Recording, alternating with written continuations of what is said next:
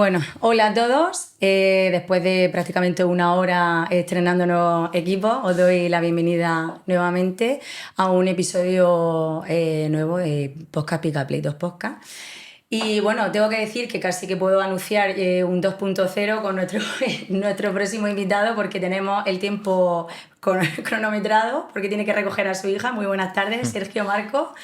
¿Qué tal? ¿Cómo Hola, estás? buenas tardes. Pues muy bien, muy a gusto, con prisa un Con poquito, prisa un poquito. pero tenemos tiempo Del para colegio, hablar. no, de Sí, danza, hemos dicho, sí, de la escuela de de extraescolares. extraescolares. Muy bien.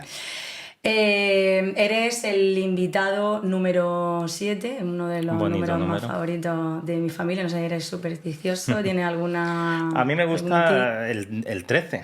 El 13. Es mi día de cumpleaños 13, mi casa es el número 13 de la calle donde vivo y en los días 13 he tenido cosas interesantes, entonces... Sí, otra, fíjate, la claro. primera persona que lo dice. O sea, entonces tú en los aviones no puedes buscar tu asiento. No soy supersticioso con ese número, Muy no. bien, muy bien.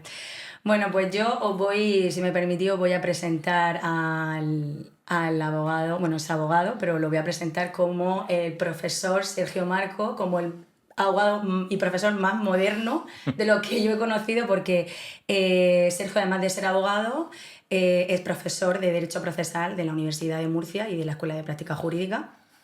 Y yo empecé la universidad en 2012 y yo me acuerdo de verte por la Merced con tu mochila. O sea, ojo al dato que ahora mismo, para todos los abogados y juristas que nos estéis escuchando, un abogado con mochila es muy típico, pero en esos momentos, o sea, eras la primera persona que iba con su traje, pero con su mochila. Sí, y de hecho yo creo que algún cliente me llamaba la atención. ¿Pero qué haces con ¿Pero una qué haces con la mochila? mochila? Esto, ¿vienes del gimnasio o algo? Y para mí era porque era más útil, te dejan las manos libres. En la Literal. época del móvil, que vamos todo el día con el móvil en la mano, pues la mochila es útil. Antes de eso llevé el maletín, pero nunca me ha gustado el maletín. La imagen que da, espero que no vuelva a esa moda, porque a veces Uf, madre lo mía, Sergio, vintage pues vuelve, ya, ¿no? ya te contaré yo esa moda, a ver cómo te pediré algún consejo, ya pronto lo sabréis. Ahí lo dijo. Bueno, a mí me encantaba porque al final rompía un poco ¿no? el molde, que es lo que también se trata este podcast, de hacerlo un poco más informal. O sea que en ese sentido, que, bueno, como anécdota, además de ser abogado, profesor y también tienes otras facetas como también adscrito, por ejemplo, al Departamento Jurídico de Proyecto Hombre, por ejemplo, ¿no? Sí, eso es un voluntariado que empecé hace mucho tiempo donde pues, damos asistencia, consulta gratuita a los usuarios que están ahí en sus procesos de desintoxicación. Y la verdad que es agradable porque a diferencia de cuando uno está en el turno de oficio, que yo hace tiempo estuve, que te encuentras a ese perfil de la población, a esa población, en el momento que todavía están bajo los síntomas de sus adicciones cuando han sido detenidos, yo creo que casi como abogado de oficio ni te reconocen ni te aprecian, Ya. esa misma persona un año, 2 años después, si se ha metido en un proceso, es súper agradecida con el abogado o con la persona que le ayuda. Claro, y porque Entonces, quiere también que le ayudes. quiere que le ayudes, le pasan factura sus historias con el tiempo después, porque la justicia va lenta, y ahí básicamente lo que hacemos es darle consulta y luego también hablar con el abogado del turno de oficio que tiene asignado, pues para ayudarle a que prepare su defensa o en algún caso excepcional, pues cogemos el caso y lo defendemos nosotros. Muy bien. Pues yo comienzo saliéndome del guión, yo creo, no sé, pues ya te digo que si tenemos que hacer un 2.0 lo haremos, pero es que mientras que estábamos preparando todo el tema de la grabación y demás, estábamos hablando Sergio y yo sobre el tema de Proyecto Hombre, las adicciones al juego y tal, y me ha parecido hace unos minutos muy interesante lo que me has comentado, ¿no? Hablando del derecho del juego y tal, que en Proyecto Hombre asistís, bueno, cuéntame un Sí, poquito. pues cada vez hay más usuarios y allí son las personas que están en tratamiento, que su adicción es en la ludopatía, que es el juego. Vienen derivados de ahí. Entonces ha cambiado también la persona que necesita esos tratamientos de desintoxicación, que ahora pues son a lo mejor gente que en la calle los podemos ver como Corriente. normales, corrientes, que no llaman la atención, con puestos de trabajo de un nivel socioeducativo medio alto y que están enganchados a eso. ¿Y la edad? ¿Has notado algún cambio? ¿Cuánto tiempo llevas ayudando en el Pues proyecto un Hombre? tiempo, 10 años O por sea, lo el menos, tiempo sí, para evaluar sí, el sí. cambio en la edad como... Edad yo creo que no le he notado mucho cambio, por lo menos los que veo ahí son finales de los 20 a 40. Ese Es rango que de es un población, rango sí. 20 años vital en tu vida, Claro, claro, vital, de te desarrollo condiciona. Pero bueno, también me he encontrado eso, usuarios con familias destrozadas. Me he encontrado también pues, personas de un nivel educativo de licenciaturas, médicos, abogados, de todo. Cualquier persona puede caer en las adicciones, tanto en las drogas, el alcohol o el juego. totalmente. Pues nada, ¿qué es lo que te preguntaría, qué es lo que más te gusta de la profesión?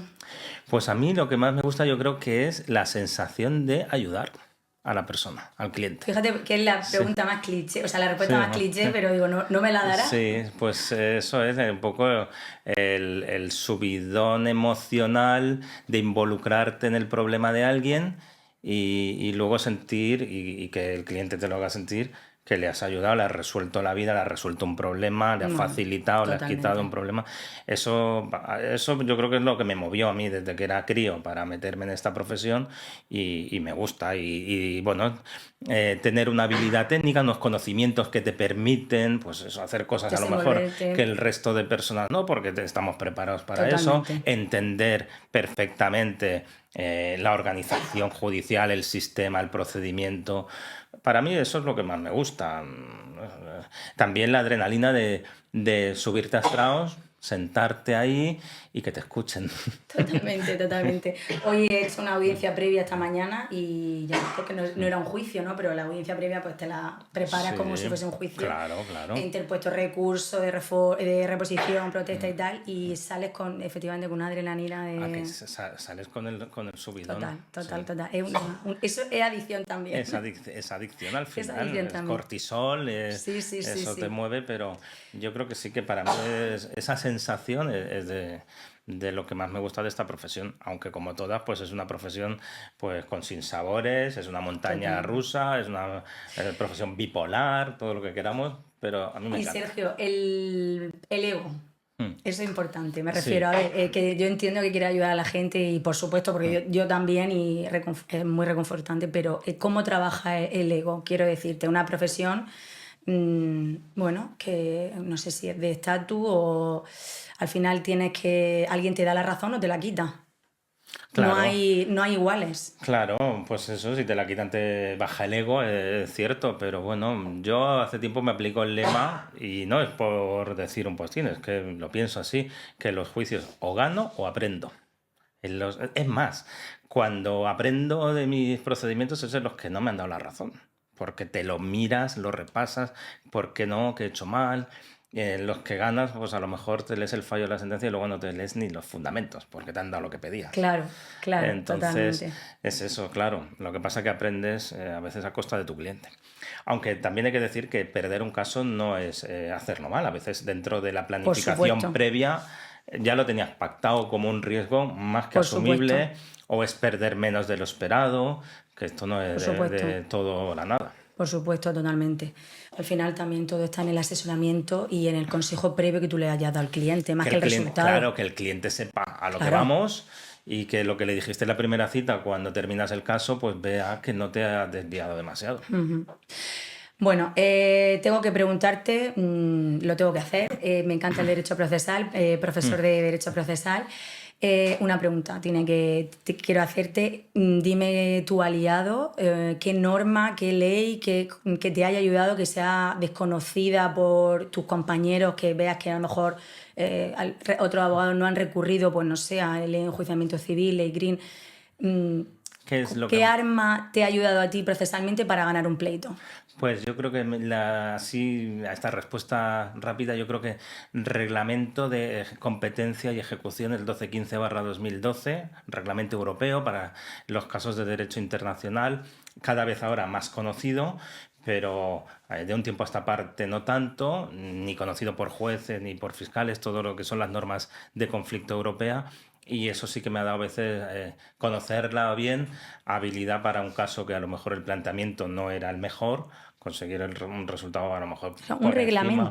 un Reglamento claro. comunitario donde te dice pues la competencia, sobre todo el de competencia y ejecución, pero también las normas de conflicto para decirte la ley aplicable cuando es un caso internacional, aunque se juzgue en España, pero que tenga un elemento extranjero, y poder decirle al juez, no, mire, es que la norma no es la española, la norma es la alemana o es la suiza, y aquí tengo unos informes de ley que la interpretan del modo que me interesa. Muy Yo bien. creo que eso sí que me ha dado un poco más, en algunos casos que he tenido, un poco de ventaja desde el punto de vista de la norma, porque las otras, LECRIM, LEC, Constitución, Al pues final bueno, son, todos las utilizamos. sí, son más básicas totalmente. Pues bueno, enlazando este reglamento internacional que nos has comentado, le decimos a nuestros oyentes que, claro, estás especializado, podría decirse, corrígeme, en el derecho internacional y en el derecho penal también, pero el derecho internacional es un fuerte en el que ahora comentaremos, lleva varios casos de relevancia importante y es a nivel internacional. Sí, la verdad que tanto el despacho como en mi caso personal, cuando empecé, que ya casi 25 años, pues era lo que me gustaba, no era lo que me daba de comer, pero era lo que me gustaba y aún así me formaba en aprender. Es cierto que mi socio fundador es alemán y con él Eso fuimos hacían. pasantes y de ahí teníamos mucho acceso a ese tipo de asuntos. Pero no hay que olvidar que también estamos en una provincia, somos un despacho de provincias, hay que ser humilde y reconocerlo. Entonces, pues durante mucho tiempo hemos vivido como un despacho generalista o multidisciplinar, también se puede O decir, multidisciplinar, que totalmente. queda mejor, pero yo creo que un buen abogado tiene que saber lo básico de todo. Yo Lo creo básico de que todo. hacer un divorcio, una reclamación de cantidad, un monitorio, gestionar un accidente de tráfico, una responsabilidad patrimonial. Hay una serie de casos que nunca debemos olvidar. En mi caso mantenía esos asuntos, me gustaba el internacional, cada vez he ido llevando más casos de internacional sin olvidarme de lo otro y al final estamos aquí que pues a veces uno piensa que no sabe de nada y sabe de todo Aprendiendo día a o día, aprendiendo que día a eso es lo día, bueno de la sí, profesión sí. también, que nunca te cansan. Sí, o al final de los casos que ya has llevado unos cuantos es en los que te consideras especialista. Ujú. Bueno, pues a raíz del tema internacional, uno de los casos que hay, bueno, uno de los varios que comentaremos, pero se me viene a la cabeza a modo internacional en Florida, el caso de Carlos Mira, que es un chico del Palmar, murciano. Sí, Cuéntanos un poquito de este tema, pues muy interesante. Carlos está condenado a cadena perpetua en Estados Unidos, en Florida. Lleva ya casi 17 años, considerado autor de un asesinato, después de un juicio muy dudoso, con muchas carencias, donde, en mi opinión, pues no se respetó el derecho de defensa. Y hace ya mucho tiempo, pues su madre escribió en su día al presidente de la comunidad autónoma de entonces, a Valcárcel, pensando que no le iba a hacer caso, como el que manda una carta a un político, a un presidente. Pero dio la casualidad que este hombre, pues el presidente de Valcárcel, la citó y la escuchó. Después tardaría el tiempo que tardaría. Y entonces mandó el caso. Bueno, ahí intervino el entonces consejero Manuel Campos, fiscal, que ahora está fiscal en el Tribunal Supremo. Mandaron el caso al Colegio de Abogados para que le Hay dieran, Camur aquí. sí, un informe de qué ha pasado con esta señora que dice que su hijo está injustamente condenado a cadena perpetua. El Colegio de Abogados pasó el tema a la sección de internacional que entonces coordinaba y ahí nuestra idea era hacer un informe y pasar el expediente. Informe, lo hemos visto, una sentencia, pero cuando estudiamos el caso, pues realmente teníamos muchas dudas de que eso no se había respetado su derecho a la defensa.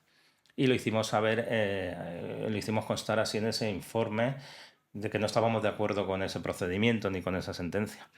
Y eso fue el inicio de un compromiso ya personal, que ya ni el colegio de abogados puede ni debe, ni la comunidad autónoma puede ni debe, pero al final el abogado que se mete en el caso, que va a visitar al preso, y ya tienes un compromiso personal de no dejarlo tirado. El preso que estaba cumpliendo condena en Florida, en Miami. Sí, fuimos bueno, en ese caso estaba en Tallahassee, que es otro fallo que tuvimos porque el aeropuerto que cogimos fue Florida, fue Miami, y el otro está al norte, en la otra punta de la península, podemos decir una península que es más que de distancia, más longitud que España. Entonces eran 1.200 kilómetros de Miami a Tallahassee. Ostras. Para llegar a la cárcel.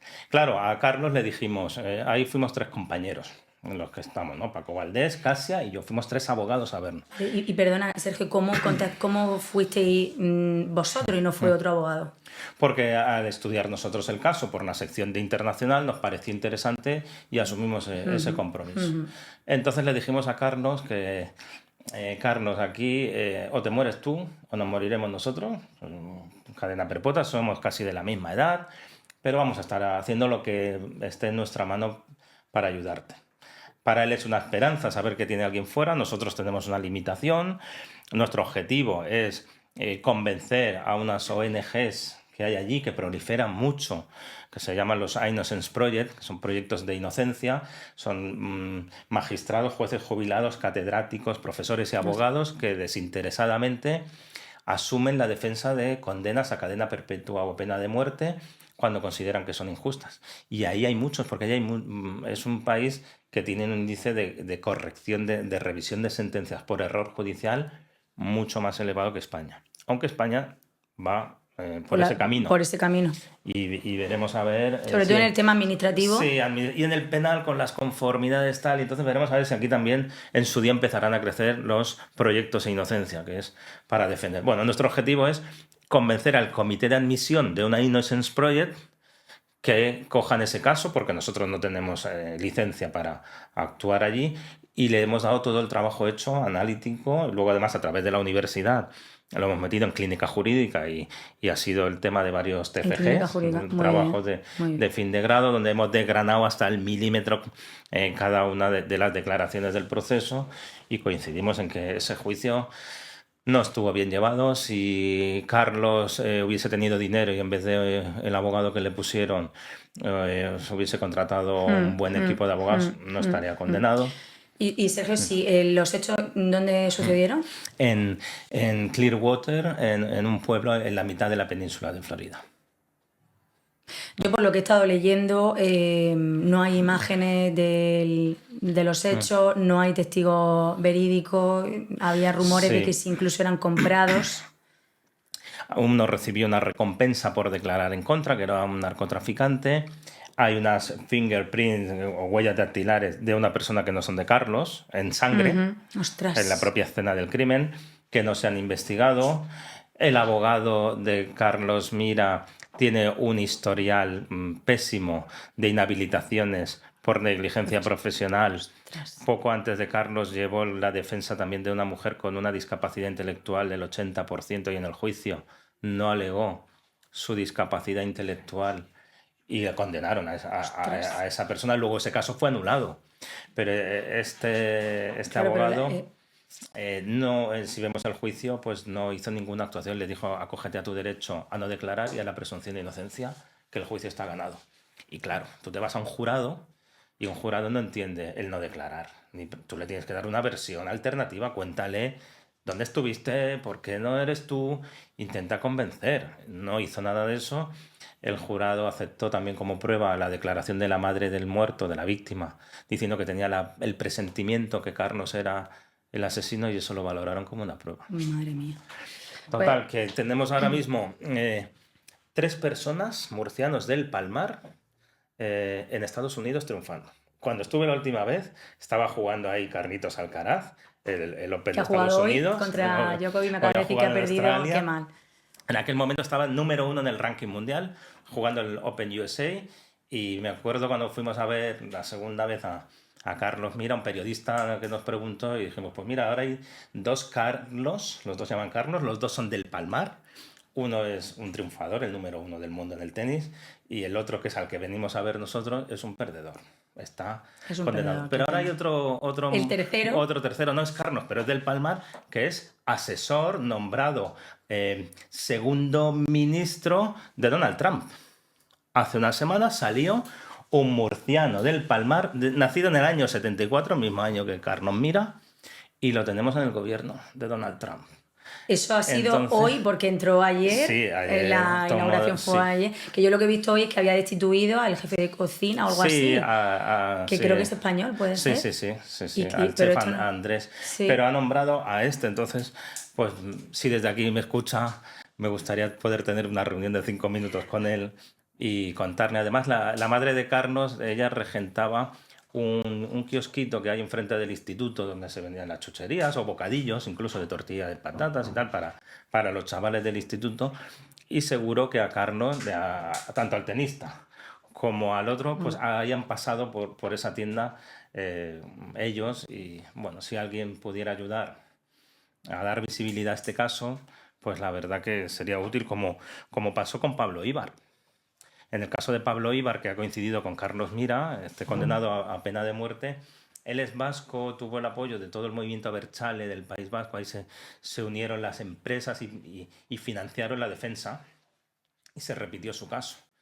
En el caso de Carlos Mira estamos buscando ahí apoyo porque el mismo abogado de Pablo Ibar nos ha dicho que bueno, más o menos entre 150 y 200 mil dólares Saldrá es lo que hace la falta libertad para de Carlos. pelear eso con condiciones, y en este caso pues la familia no tiene acceso a ese dinero.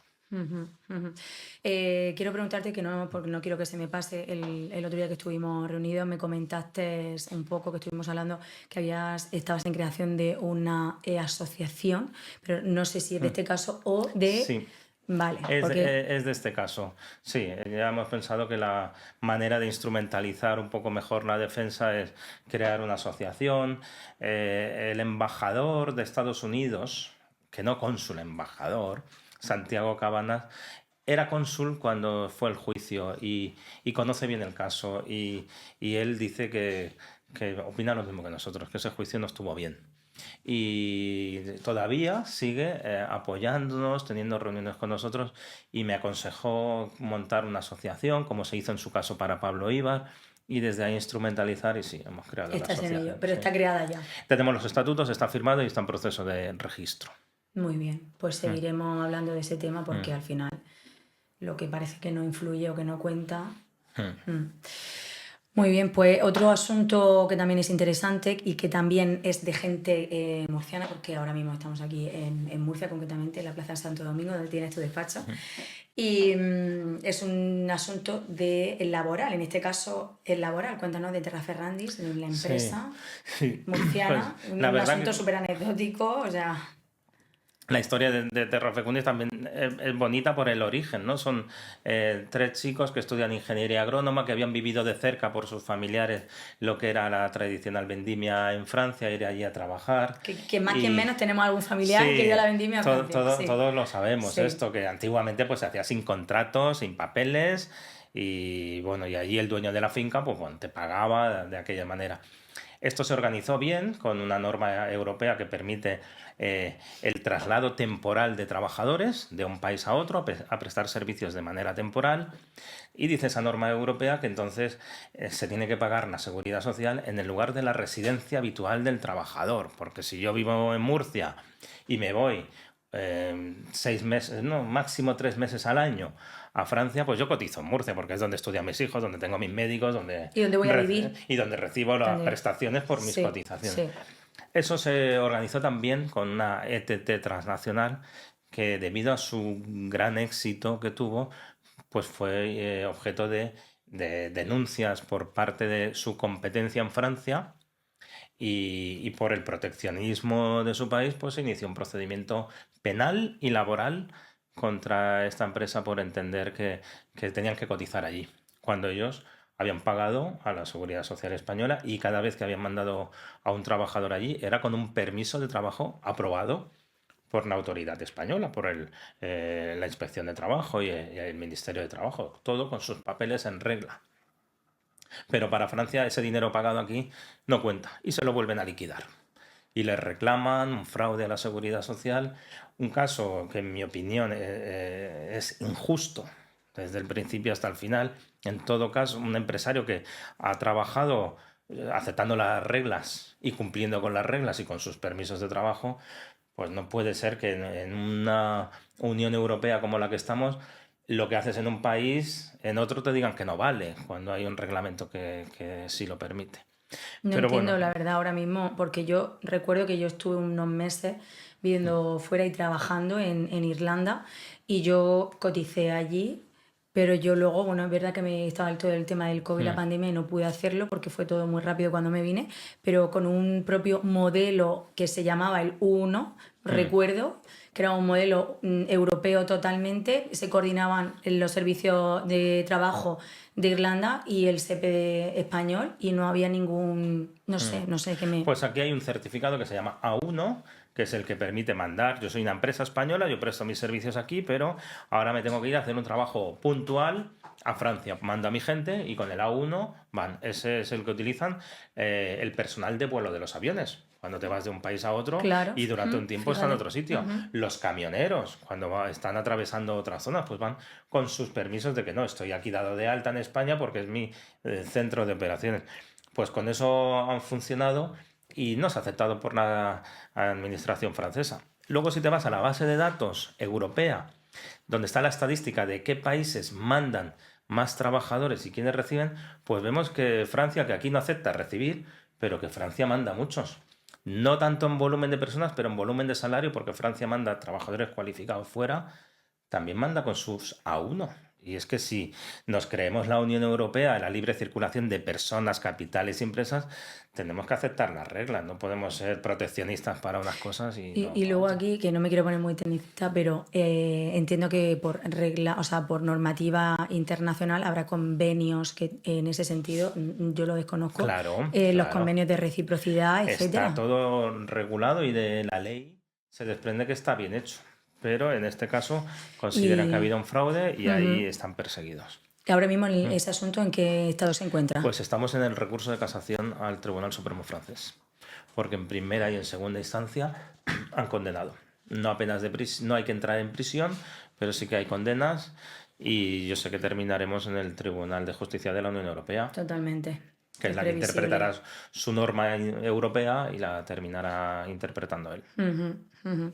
Parece que no es recurrible en la Unión Europea, pero es más de lo que creemos. Claro, claro, se está convirtiendo ya en una nueva instancia, en una última instancia. Sí, sí, como un recurso de amparo. Afortunadamente, sí, y de hecho ha habido muchas normas, muchas resoluciones europeas que han cambiado nuestro sistema. Vamos, nuestra ley Bueno, hipotecaria. efectivamente, las cláusulas abusivas bancarias, Nadie la cuestionaba hasta que tuvo que venir un tribunal europeo para totalmente. decir que la ley hipotecaria, aunque fuese del siglo XIX y tuviese muchos años en vigor, no respetaba el derecho de defensa del deudor Totalmente, hipotecario. totalmente. Y bueno, yo creo que bueno, unas últimas pronunciaciones del abogado bueno, creo que era, no sé Sí, si el abogado de, general del del tribunal. tribunal del juez Sí, puede ser, que hizo unas declaraciones sobre varios asuntos entre banco y consumidor y tal, que ha fallado a favor de las entidades bancarias. Yo creo que un poco, no creo que me vaya a decir nada, pero por equilibrar un poco la balanza y por hacer el sistema algo sostenible. sí, al final ha parecido una decisión de ese tipo, más que jurídica, más que buscar el equilibrio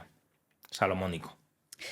Bueno, pues otro asunto también, aquí cambiamos de rango, de algo nacional, que encima es murciano, me viene a la cabeza porque es cierto que yo no sabía, Sergio, que lo estaba llevando este asunto hasta que, bueno, pues ya te vi también en los medios y tal. Es el menor que, bueno, lo desapareció en el Mar Menor, Sí, no sé, Ivo. era Ivo Petrov, ¿no? Sí, Ivo Pues, Petrov. Sí, en este caso todavía está en fase de instrucción. El juez inicialmente parece que no quiere considerar más que un robo y que no ha habido ningún acto delictivo contra él. Lo hemos recurrido, nosotros sostenemos que eso no es normal. Tú no te puedes subir en una embarcación, ni en un autobús, ni en ningún coche a un menor de edad, siendo tú mayor de edad, sin un permiso. Y aquí se subieron en la noche de Reyes, en enero del año pasado. del año pasado, en una piragua, Previamente claro, robada porque robada fue... a un menor de edad que no sabía nadar, que es una familia humilde, trabajadores del campo, que vienen de otro país, que este crío no es de los niños que a los 3 años los llevas a hacer natación, ¿no? En la vida ha ido a natación, no sabe nadar, no ha vivido en un lugar que tuviese un mar cerca y él, el mar le daba miedo. Y, Y la madre está convencida de que él no se fue voluntariamente. Hay también algunas grabaciones donde le presionaba al otro para que esa noche fuese con él no se quería juntar. Fue también Sí, intimidado y coaccionado. intimidado, hay ahí un trasfondo del que todavía no se puede hacer público todo porque está bajo una instrucción y el secreto del sumario, pero un ambiente ahí desagradable, de aprovechamiento de personas vulnerables, de jóvenes vulnerables, y yo creo que como consecuencia de eso, pues a Ivo, si no hubo un hecho doloso, una imprudencia muy grave sí se produjo.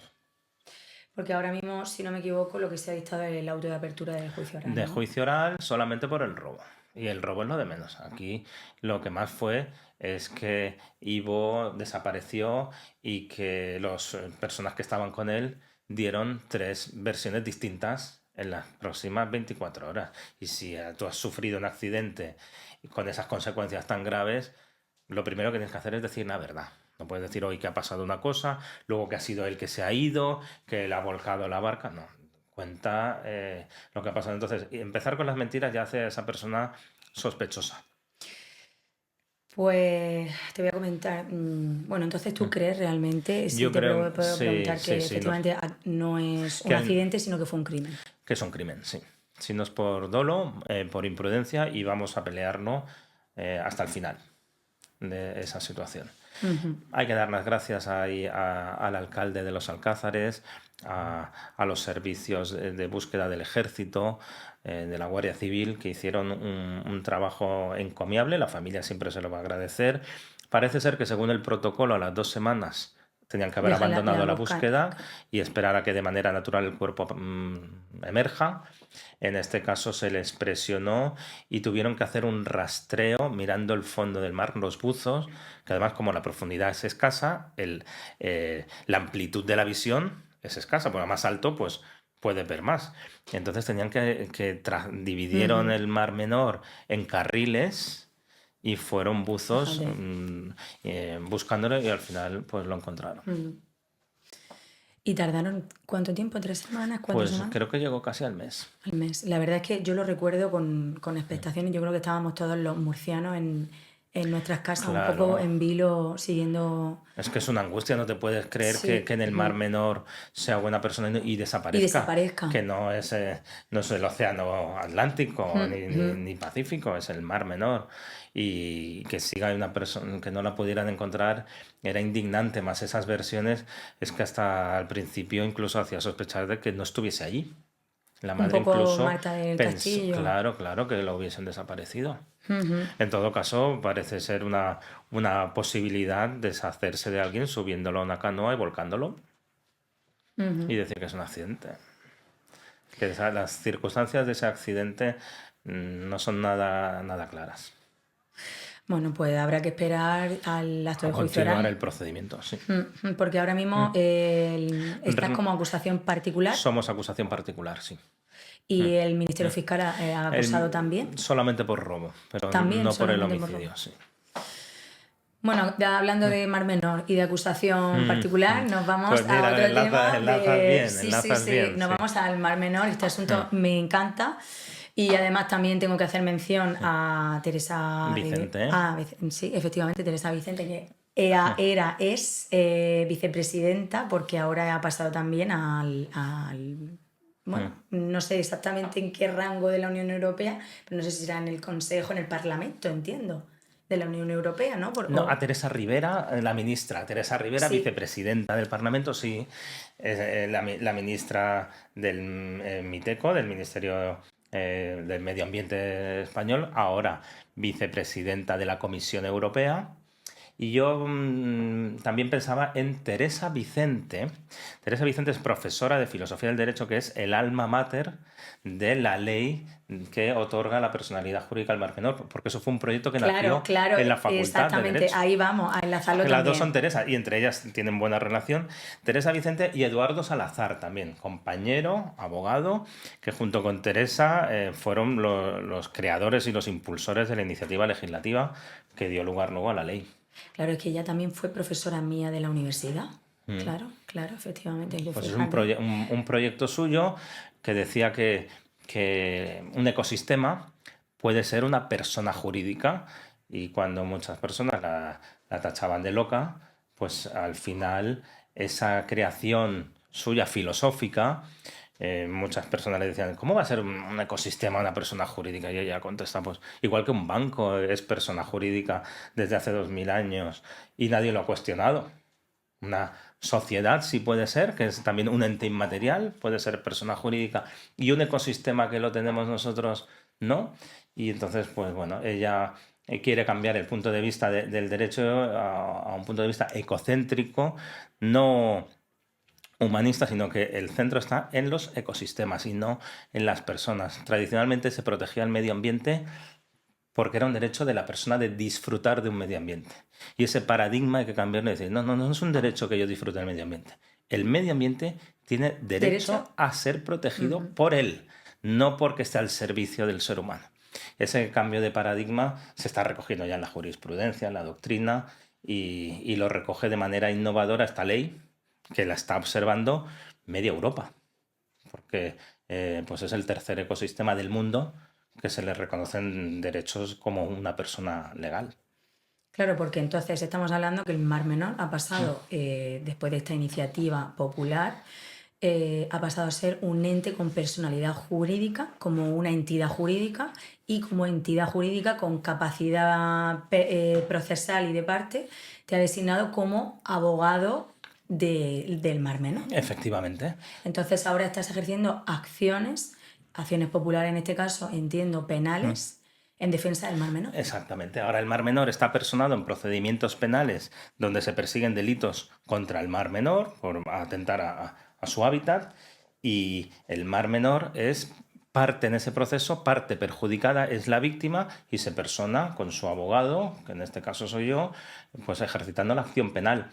Antes de esta ley, el Mar Menor no podía ser persona ofendida, era un objeto perjudicado, y la titularidad de sus derechos las ejercía el fiscal, que ahora mismo también lo puede seguir haciendo, o las asociaciones ecologistas como acusación popular. La acusación popular es aquella en la que la persona que se presenta en el juicio no tiene nada que ver con el delito, pero lo denuncia porque le molesta, o frente a sus estatutos o su ideario como un manos lo limpia, quiere, para sí, que la gente lo... como un manos como un limpias, manos sí, limpia. como un partido político que se presenta Sí, en un proceso sí. de corrupción de otro partido, pues mira, a mí no me han hecho nada, pero Pero- estoy en contra de la corrupción. Eso es la acusación popular, que ahora también se está discutiendo si se tiene que recortar o no. Hasta entonces el Mar Menor solamente podía ser defendido a través de Ministerio Fiscal o acusaciones populares. Ahora con esta ley, no, el Mar Menor puede ejercer la acusación particular y no popular en su propio nombre como víctima del delito, como persona que se le ha declarado esa personalidad como persona perjudicada. Es un avance histórico. Están otros ecosistemas a través de otras asociaciones a la espera de cómo observando para intentar copiar el sistema, no solamente en España, podría ser el Delta del Ebro o Doñana, es que tenemos en Alemania, en Italia. Bueno, hay que decir que a Teresa Vicente, que fue quien ideó y quien inició esta ley, le dieron el año pasado, en el 2024, el premio Goldman al medio ambiente, que es el equivalente a los premios Nobel del medio ambiente. Una profesora de Murcia, donde aquí no se le ha dado tanto valor, se lo dan mucho más fuera. Totalmente. Y eso es un reconocimiento a su trabajo y al Mar Menor. Totalmente, vaya. ¿Cómo crees que va a cambiar esta iniciativa y estos procedimientos penales que están iniciados al Mar Menor, a pues toda la zona del Mar Menor, los Alcázares, La Manga, la Ribera? ¿Cómo crees que puede...? Yo estoy convencido, tengo claro que queda más protegido cuando tú puedes ejercitar tus derechos con más facilidad. Más se respetan tus derechos cuando eres una persona que no te puedes defender, eres más vulnerable. Ahora, el que contamine sabe que si el fiscal no acusa, el Mar Menor, en su propio nombre y derecho, lo puede hacer. Se genera también la conciencia frente a las personas que puedan llevar esos actos de contaminación, el aviso de que pueden ser perseguidos. Entonces, para mí es un beneficio. Además, está claro que hasta la fecha, hasta esa ley, todos los instrumentos que había antes, la ley del mar menor autonómica, las leyes medioambientales, no han servido. ¿Por qué no han servido? Pues una cosa pragmática.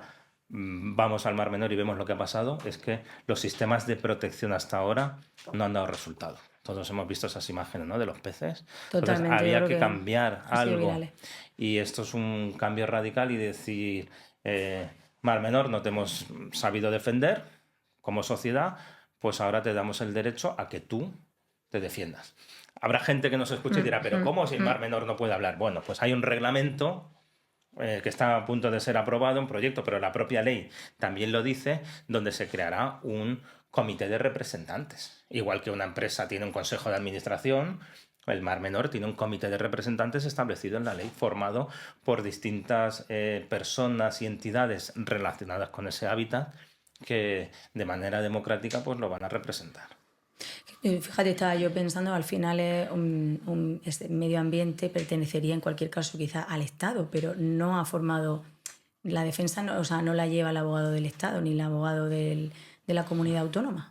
Claro, no, la lleva solamente el fiscal porque es un procedimiento penal y luego además aquí tenemos competencias compartidas en parte por Confederación Hidrográfica, son el Ministerio, el Estado, otra parte es Comunidad Autónoma, al final una administración por otra. La prueba está en que no se ha resuelto el problema del Mar Menor y que algo había que hacer. Y bueno, pues ahora el Mar Menor puede ser parte en un procedimiento penal por un delito medioambiental, pero también en un procedimiento administrativo o también en un plan general de ordenación de cualquier municipio cuya actuación vaya a afectar a el área que la propia ley define como el territorio del Mar Menor, pues tendrá derecho como interesado también en personarse, formular alegaciones. En definitiva, se le da voz y acción para defenderse. Y al final, pues eso, yendo un poco al derecho procesal, los derechos, si no tienes las acciones para hacernos valer, de poco sirven. De poco sirve, totalmente. Muy bien, pues la verdad es que en Murcia tenemos muchos aspectos pioneros.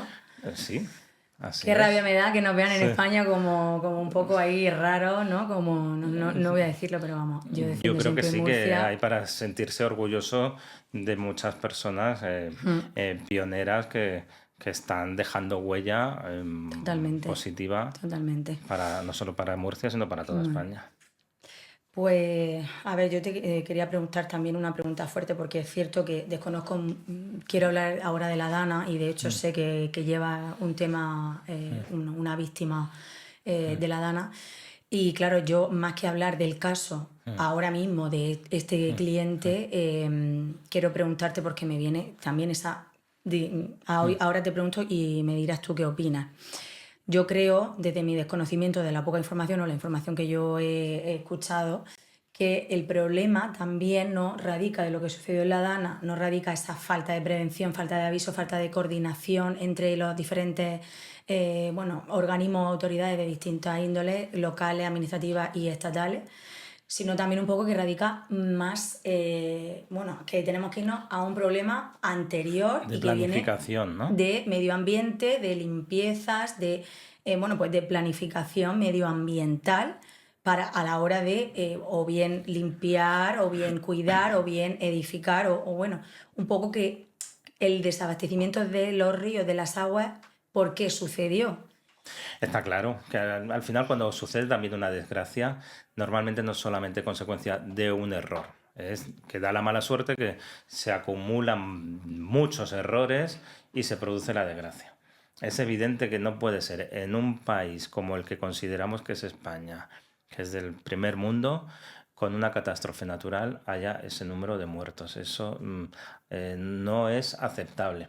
Claro que la falta de... Ahí hay mucha previsión, gestión de la catástrofe, pero claro, a lo que tú apuntas, evidentemente, al final contra la naturaleza no se puede.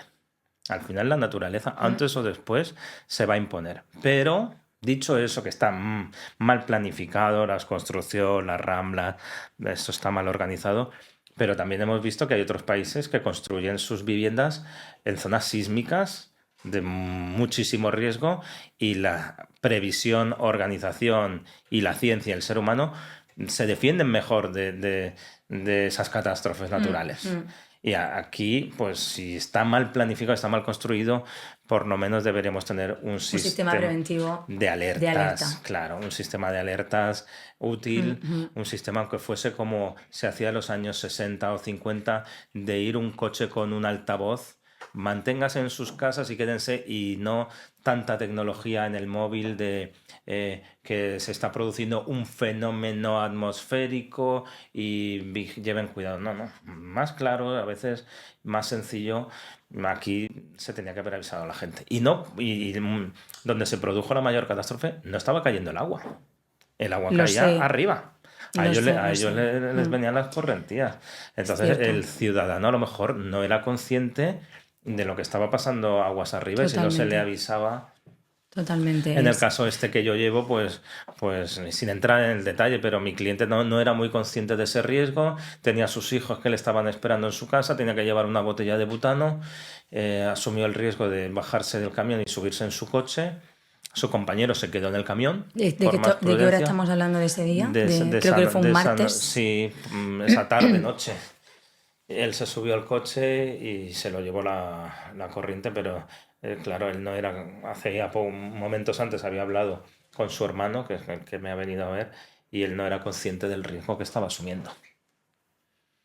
Es que Entonces, tenemos poca información y poco sentido del riesgo medioambiental eso y de es. la catástrofe Eso es, marítima. se Tenemos, nos olvida, y riadas, inundaciones en las zonas del Mediterráneo se han vivido en los últimos 200 años. Murcia, hace 100 años, aquí ha habido riadas, y parece que la gente se olvida, y no, se pueden repetir. yo fíjate, voy a contar una anécdota rápidamente. Ese lunes mi compañero Pedro Lacal, que tenía un juicio en Valencia y fue a ese juicio a Valencia. Y ese martes, al día siguiente, tenía un juicio en Lorca. Le suspendieron el juicio porque tú me entenderás que para que Eh, suspendan un juicio, o sea, sí, sí, sí. tienes que, bueno, toda la parafernalia que hay en un juicio que no es una audiencia previa son testigos, que puede ser policía local, pueden ser autoridades, pues eso, todos los testigos, abogados, peritos, en fin, y que te suspendan. Y el riesgo de que no puedas ir y no lo suspendas, te dan por desistido en el Claro, pleito, lo claro, pierdes, lo o sea, me pierdes, sí. refiero que para nosotros es algo muy importante. Y por las alertas que había en la zona de Lorca, decidieron suspender Suspende. todos los señalamientos ese día, el martes, en Lorca. Y en Valencia no. Al final, que depende del juez. No se puede dejar esto de depender así de una persona. Tiene que ser los expertos los que controlan la meteorología, los que controlan los embalses, los caudales. Son los que tienen que tomar la decisión, ¿no? La cosa está claro que a partir de eso va a cambiar el sistema. Pero Claro, como es todo lo que tiene que pasar, humillante, algo así. humillante, además de duro y doloroso, ver cómo se han ido estas vidas que se podían haber evitado. Totalmente. Bueno, yo creo que todo lo demás en relación al asunto de la Dana, lo más que conocemos, porque hemos estado todos viéndolo tanto en las noticias convencionales como no convencionales y somos conocedores de todo lo demás y de la catástrofe, que me da pena que quede en el olvido, pero bueno, si tenemos este pequeño momento para que salga a la luz, pues lo sacamos porque y de reivindicar de alguna manera que las cosas cambien. Que a veces parece que no sé si pensarás que tanta burocracia al final paraliza en vez de facilitar las cosas. Pero Por bueno, supuesto. ahí lo dejamos. No sé, Sergio, si quieres comentarnos algún caso más. Bueno, es que justamente también antes me estabas comentando, mientras que estaban preparando, lo que lo voy a comentar rápidamente para que nuestros oyentes lo escuchen. Te comentaba, ¿y te ha pasado alguna vez que has salido por la tarde de un juicio de tal? Y me comentaban, ¿no? Que es en un Claro. juicio por jurado. Claro, sí, sí. Bueno, esta profesión a veces llama la atención que mucha gente dice es que los jueces a veces empiezan tarde y terminan pronto, son pocas horas, pero hay de todo. Yo, pues el caso que te comentaba, pues a las 2 de la madrugada salimos en un jurado, no se tuvo la previsión de pensar qué hacíamos con esos miembros del jurado que tenían que estar aislados porque se quedaba finalizada la sesión y entonces tenían que emitir el veredicto, y durante ese tiempo de deliberación tienen que estar aislados. Había que buscarles un hotel. Al acusado, que estaba en prisión provisional, había que mandarnos a la cárcel de vuelta donde venía y estaba cerrada y a nadie le abría, tuvo que quedarse en el calabozo. En fin, que ¿Y sí, pues sí. a qué hora saliste? A las 2 de la madrugada de Me ahí parece surrealista. de Elche, sí. Y es un inconveniente porque si tienes obligaciones familiares, La conciliación. claro, la La conciliación, conciliación son los que padres. todos entendemos, yo puedo estar de guardia 24 horas, puedo ser un médico operando, pero estoy preavisado.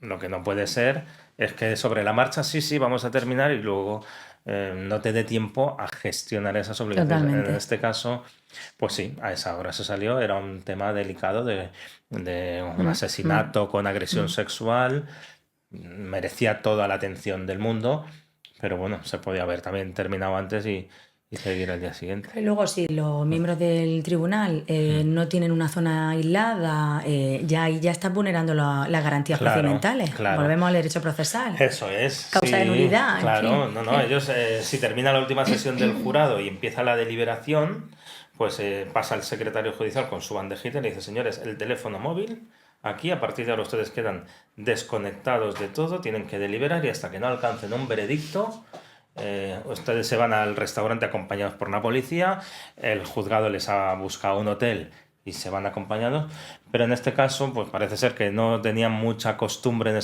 en ese tribunal, en esa audiencia, de hacerlo, Claro. y no habían previsto no- ni hotel, ni cenas. Bueno, ya es ahora más que cena, pues algo para comer y fue un poco caótico. Bueno, pues si quieres comentarnos alguno así, ahora que lleves actualmente y nos cuentes tu opinión o cómo lo planteas. A mí se me viene a la cabeza, si yo quiero dejarte para que para que tú saques a la luz el que consideres, que a mí se me viene a la cabeza un asunto que también estás por unos abusos que estás también tramitando ahora. Si quieres comentarlo o Sí. cualquier... A ver, hemos empezado hablando diciendo qué es lo que ¿Qué es lo que te gusta de la esta profesión? profesión, ¿no? Entonces, de esta profesión te gusta ayudar a la gente y luego también pues te gusta conocer, o no es que te guste, pero te llama la atención conocer a veces la parte más negra de la sociedad en la que vivimos, que muchas veces si no nos dedicamos a este trabajo o a policía o a médico forense, mucha gente puede pensar que vive en un mundo que es la mitad del real. Entonces, pues sí, abusos sexuales a menores se producen muchísimos, agresiones a mujeres, violaciones, actos, homicidios por violencia doméstica contra la mujer. Pues a mí siempre me acuerdo de dos de los más desgarradores. Uno fue en la zona también de Torrevieja, en la costa de Alicante, donde nosotros llevamos la acusación particular a la víctima, pero el acusado a su pareja, que era 20 años más joven, pues mientras le puso para que se tomara unas rayas de coca una noche que estaban saliendo, pues mientras se estaba esnifando por detrás, le metió 37 puñaladas porque tenía celos de que ella había estado tonteando con otros. La seccionó el cuerpo en 12 o 13 trozos, los tiró en distintos contenedores de basura del pueblo y el tipo fue, permite la broma, no fue tan tonto que envolvió partes de su cuerpo con las sábanas de su casa. De su casa. De las que le regalaría en su día a Para la alguien, Juan, ¿no? Como donde dice. tenía bordadas sus iniciales. Ese es el Juan. Entonces, claro, Mi madre tiene. cuando descubre los del servicio de recogida de basuras parte del cuerpo, la policía va y ve las iniciales de la sábana, identifican a la víctima y en Facebook, en redes sociales, ven quién es su pareja y cuáles son sus iniciales, pues rápidamente el primer sospechoso. Pero sí, ese caso, ver ahí, pues eso, la frialdad con la que se cometió esos hechos. Y dices tú, ¿cómo puedes cometer? Yo creo que sería algún impulso, entiendo, porque no planificas, ¿no? Yo pienso, si quisiera matar a alguien, lo estudiaría, es lo que se dice el crimen perfecto, que no existe, ¿no? Pero cómo lo ejecuto, cómo me lo llevo, cómo lo limpio, como tal, ¿no? Eso es. Entonces, ese caso ¿Y ese caso cómo terminó? Pues sí, al final condenado. En ese caso estaba más claro. Hace poco he tenido uno también donde llevamos la acusación y aparece la pareja de la víctima muerta. fallecida, vomitando sangre, y dice el acusado sospechoso, su pareja, que se ha venido a cenar y que se ha atragantado con una espina de pescado. Cuando llega el 112, los servicios médicos ven que tiene una fractura craneal, la tiene interna, no se le veía por fuera, pero había sufrido un golpe grave en la cabeza. Y este hombre decía que era atragantamiento. Luego en el juicio cambió la versión y dijo que no, que ella se habría tropezado y se había caído. Ahí no había muchas pruebas directas, todas eran indiciarias. Y ahí el caso planteaba dificultades. La Brigada de Homicidios hizo un trabajazo con la geolocalización, el posicionamiento de los teléfonos. Y al final al jurado también le decíamos, a ver, señores del jurado, sentido común. Si una persona se va con su novia, con su pareja, con su mujer, a cenar, vuelve de cenar y la trae muerta y no da explicaciones convincentes y viene diciendo que se ha atragantado con una espina de pescado cuando lo que tiene es una fractura craneal, ahí hay muchos indicios de que esa persona está ocultando su responsabilidad, porque si se te ha caído y se ha dado un golpe, le preguntamos por qué no llamas en ese momento a la ambulancia para que la atiendan y no la recoges y la llevas, ocultas el cuerpo y das explicaciones. No era capaz de responder, y a veces el sentido común, sobre todo en los procedimientos de jurado, es fundamental, porque los que valoran son personas de la calle. Cualquiera de las personas que nos está escuchando puede ser en cualquier momento miembro del jurado. Entonces no hay que olvidar que para valorar pruebas el sentido común es esencial. Totalmente. Pues Sergio, por lo que me estás comentando, un poco de los casos que estamos hablando ahora, que seguro que tendrás muchísimos más en tus 25 años que haces este año. Me lo ha chivado Sara. No sé si decirlo por suerte o por desgracia, porque cuando empecé y veía que le daban los premios estos, te dan una medallita en el colegio de abogados. Sí, y luego vas a celebrarlo. Algunas medallas de esas eran cuando eran las juras, antes de la jura, entonces pues veías, anda, madre mía, qué mayores, y ahora veo que me tocará a mí, ¿no? Que me den la medallita. Y yo no me veo tan mayor, pero bueno. No eres nada mayor, siempre vas a ser profesor joven de la universidad. Sí. Se me ha pasado volando estos 25 años de vivir de esta profesión, que me encantan, años apasionantes. Lo malo que se han pasado rápido. Todos los abogados con los que hablo, yo creo que no he encontrado a nadie que me diga, los que ejercen con su despacho, asesorando a clientes, haciendo juicios, que no son unos abogados más de empresa o tal, ¿no? Se les pasa la vida volando. Eso también para reflexionar. Sí, y luego también, por desgracia, contribuye eso, que la justicia va tan lenta, que entonces, claro, un caso son 4 años con recursos y tal, pues como te vas tomando esa medida de los asuntos que entran y luego cuando los resuelves, pues se te pasa en la percepción del tiempo todavía más rápido. Claro, entonces, yo te iba a decir que por los casos que me estás comentando te veo más como abogado acusador que defensor. No sé si es casualidad lo que hemos hablado. Un caso de asesinato por violencia sobre la mujer, pues afortunadamente también a veces nos podemos permitir tener nuestra conciencia. Que, por cierto, cualquier posición procesal es muy digna, ¿no? Pero a veces pues es mucho más cómodo pues para uno mismo llevar a quien consideramos que es la parte buena, el perjudicado, la víctima. Yo, por ejemplo, pues eso, defender unos abusos sexuales a un menor, si no tengo claro que mi cliente es inocente, pues no me hace mucha gracia. Tiene derecho a la defensa y mucha gente pregunta, ¿cómo puedes defender a un malo? Porque a veces también defendemos a malos. Pues muy bien, yo defiendo a un culpable porque yo me considero pieza necesaria para que esta persona la castiguen, tienen que superar mi defensa. Claro. Mi mejor defensa. Claro. Soy un instrumento necesario. Y si superas mi defensa, pues se le puede castigar. Pero también llevamos defensa, por supuesto. Pero la acusación es incómodo a veces, porque tienes al fiscal. Entonces a veces no sabes si el fiscal ve que está la acusación, se relaja y lo deja en tu mano. O a veces si el cliente, cuando es la víctima, quiere que sea una justicia más dura de la que técnicamente nos permiten las normas. Y entonces te exigen, no, es que yo quiero cadena perpetua. No, pues mira, es que para este caso no hay prisión permanente revisable. Y entonces tiene a veces esa parte de que tienes que explicar el sistema los defectos, la lentitud de la justicia y la víctima hoy en día en la justicia que tenemos pues no está No se resarce no su está bien, derecho. no. Ya. Bueno, pues a ver, Sergio, para ir terminando, porque ya me están echando por aquí la hora y Pues no lo he visto. te voy a preguntar algo súper rápido. Un día en tu rutina, como por ejemplo hoy, cuéntanos rápidamente. ¿Cómo es? Pues combino el trabajo con la familia, me levanto a las 6:30, hago los desayunos, hago los almuerzos, llevo a las niñas al colegio los días que me toca llevarlas, voy al despacho, atiendo citas, teléfonos, WhatsApps, emails, intento preparar juicios a la misma vez que estoy con la cabeza en otra cosa, busco un hueco para irme al gimnasio y hacer un poco de deporte, la hora de comer para comer con un cliente o con un compañero para hablar de manera más para no distendida, desconectar, claro. pero seguir conectado. Mi objetivo en mi caso es intentar hacer la jornada más continua posible. Para poder irme antes a casa.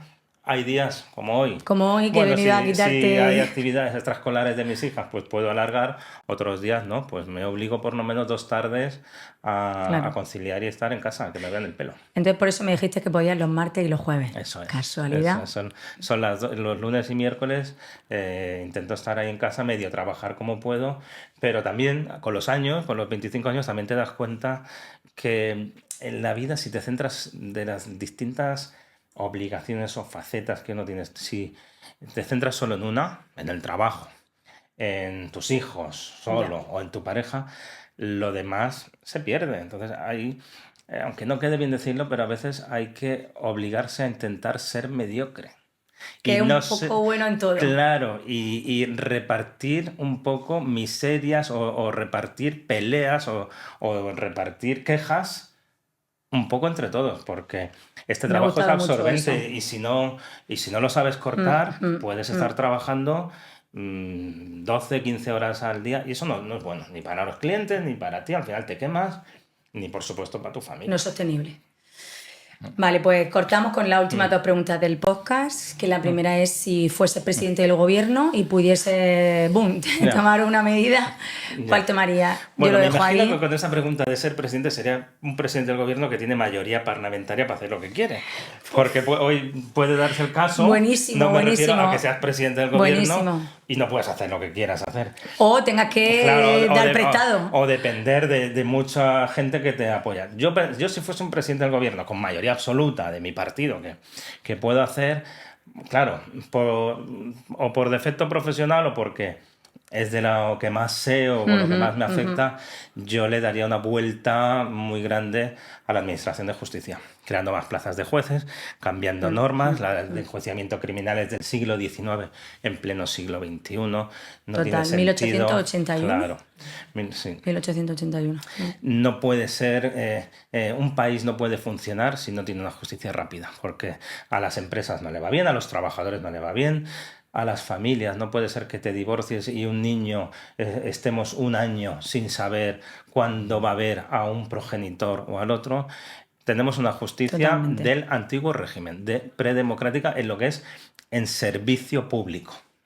Y entonces yo si estuviese ahí invertiría mucho porque un país donde la justicia es rápida la gente cumple más las normas. Porque saben que la consecuencia la tienen rápida. Un país donde la justicia es lenta incentiva a no cumplir. Totalmente.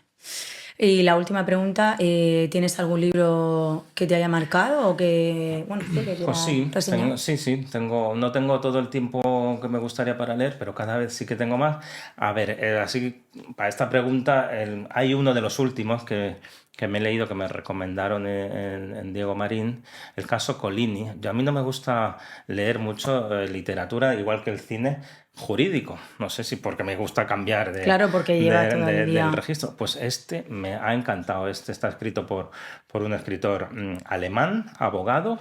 Es un tema jurídico, pero también tiene su connotación histórica y me impactó. Me puse a leer. Me acuerdo que me tocó además que me tenía que ir a Tenerife para un juicio y me dio rabia porque me enganché el libro y entonces estando en Tenerife más que aprovechar el poco tiempo libre en turismo, yo estaba deseando volverme al hotel, a leérmelo, en el avión todo el rato y ese libro pues me ha marcado y además me ha enganchado ese autor y estoy Muy bien. viéndome más libros. Pues tomaremos nota. Pues genial, yo estoy viendo desde aquí 1 hora y 4 minutos, las 8:30. Hemos entrado súper en Ya. tiempo, Sergio, Sí. y ya no. Sí, Bueno, pues yo tengo que nada. decir que me ha encantado, ha sido un placer compartir contigo este rato. Y yo te pido, aquí manifiesto que en unos meses nos volvamos a ver, me actualizas todos los casos nuevos y tal, porque la verdad es que lo he disfrutado mucho y gracias a mis asistentes de hoy que me han permitido que no esté controlándolo todo y tal. Espero que todo haya salido genial, seguro que sí. Y nada, muchas gracias y nos vemos en los tribunales. Pues muchas gracias. Para mí ha sido también un placer. Ha sido un honor y también, aunque mi profesión es de abogado y también la segunda es de profesor, pues un orgullo que tú dices que fuiste mi alumna. Total. Pues es verdadero ver como profesora a alumnos que luego están ejerciendo, que disfrutan y que aman la profesión como tú, pues sinceramente también para mí es un orgullo. Así que encantado. Muchas gracias. Cuando quieras hacemos el 2 o el 3.0, lo Cuando que que esto va a ser código 112 sea. Eso. 2.0. Bueno, muchas gracias a todos. Hasta luego.